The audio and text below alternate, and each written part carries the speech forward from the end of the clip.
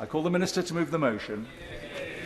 Thank you very much indeed, Mr Deputy Speaker. I beg to move the motion standing on today's order paper in the name of my right honourable friend, the Chancellor of the Exchequer.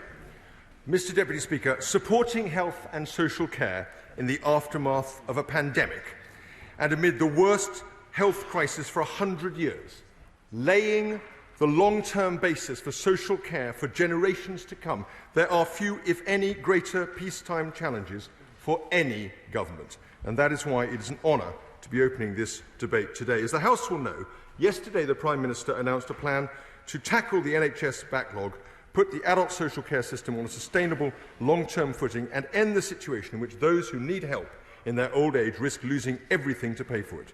The government's plan will make a difference to the lives of millions of people across this country, and it will be funded with a record £36 billion investment into the NHS and social care. Will he allow it? Of course, I'd be delighted. What estimate has he made of the impact of these measures on the ease or indeed the difficulty of securing continuing NHS care? Well, that's an extraordinarily wide-ranging question, and there are many ways in which impacts could be assessed. He will be aware that the government will be bringing forward a social care bill, and there will be a budget at which this measure, fiscal measures in general, and the wider consideration of the fiscal position will be considered. In this document published in relation to today's debate, there is, of course, a sustainability analysis in terms of the impact of the measure on different parts of the country by background and socioeconomic income, and there was also a substantial plan published by the government in relation to the health and social care bill, and that is, if I may, I'll just proceed a little bit further, and then I will happy to give way. So, in order to pay for this a significant increase in spending in a responsible and fair way, the government's announced a new 1.25% health and social care levy based on national insurance contributions. This Ways and Means motion enables the government to introduce the levy and temporarily to increase national insurance contributions rates until it takes effect. I'll happily give way. Would the honourable gentleman tell the House how much the 1.25 increase in national insurance will cost the NHS on top of its current payroll? Well, the honourable gentleman will be aware that public sector bodies have been adjusted for in the numbers that have been published, and therefore the numbers that have been published are net of impact on the public sector. Yes, I'd be happy to give way. Very grateful to the Minister for giving way. I understand that for a couple of years this tax revenue goes to the NHS, not to care, in order to get the waiting lists down. By how many will the waiting lists be reduced? What is the plan for using this money to actually cut them?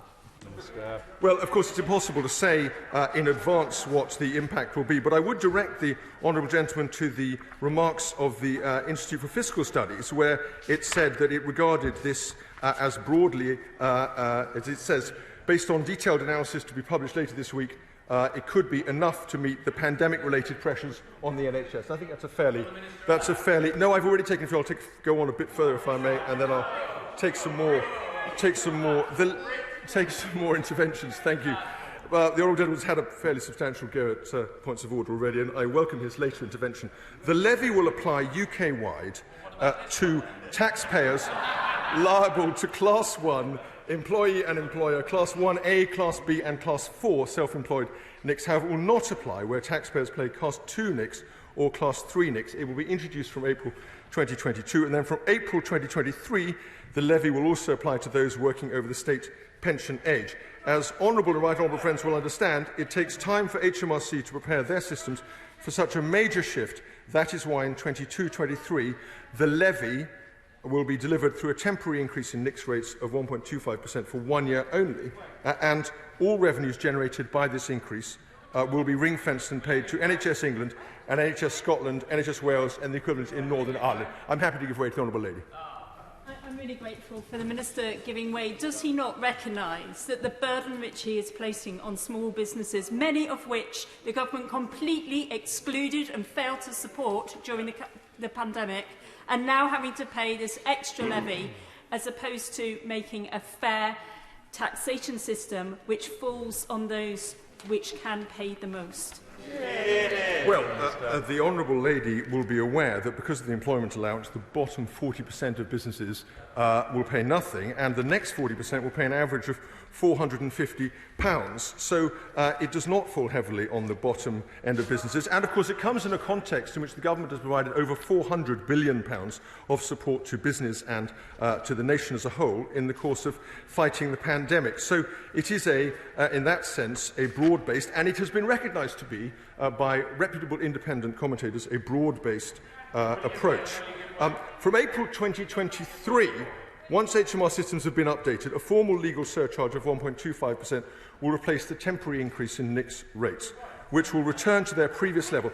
Again, this revenue will be ring-fenced in law for health and for social care only. As the Chancellor stated yesterday, this is no stealth tax. That is why the exact amount that each employee pays will also be visible as a separate line on their payslip.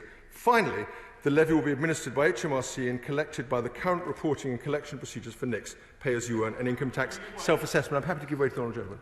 Yeah, thank the Minister for giving way. I want to just ask him how much money is actually going to get to local authorities to deliver social care at the front line.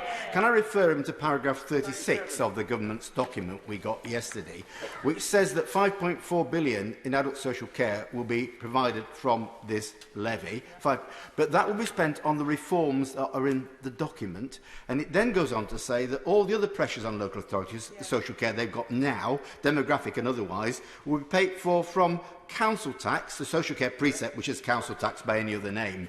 So are we then expecting the pressures on social care not to be funded from this document, but to be actually be funded from further rises in council tax? Is that the honest situation? Grateful to the honourable gentleman. I'm also very grateful for him to actually reading the document, which many of his colleagues may not have done. And he's absolutely right to draw attention to that section. What the levy does, of course, is to provide a very substantial form of funding for social care. The question of the capacity of local authorities, of course, is a matter of great interest to the government. And an area in which we've supported significantly in the last year or two will be considered in the budget in the normal course of things. Mr Deputy Speaker, if I may say so, now I set out why a levy based on national insurance is the best way to raise the funds needed for the government's plan for health and social care. The first is that it sets is that there is already a clear precedent. Indeed, in 2003, the then Labour government increased these same NICS rates by 1%, specifically to put more funding into the NHS.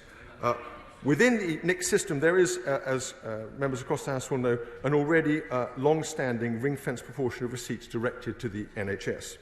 The second reason is that this is a fair method. Businesses will play their part. In fact, the largest 1% of businesses will contribute 70% of the revenue.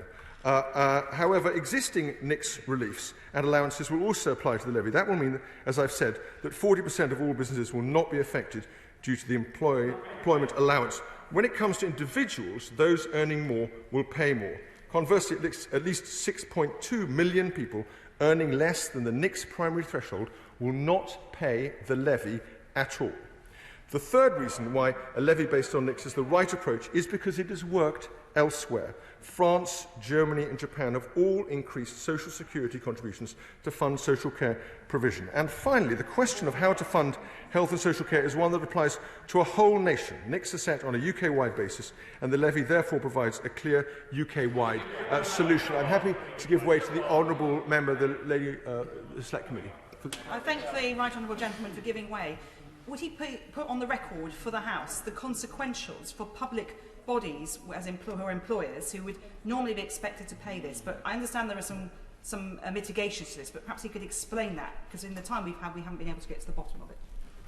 Well, the overall fiscal approach is set out in detail in the document that's already been referenced by the right honourable gentleman. There is, of course, we will be presenting a bill in due course that will have further explanatory notes and a tax impact information note associated with it. And, of course, we have a budget in which the wider fiscal position will become clear. So the House is not going to be short of information about how this will land.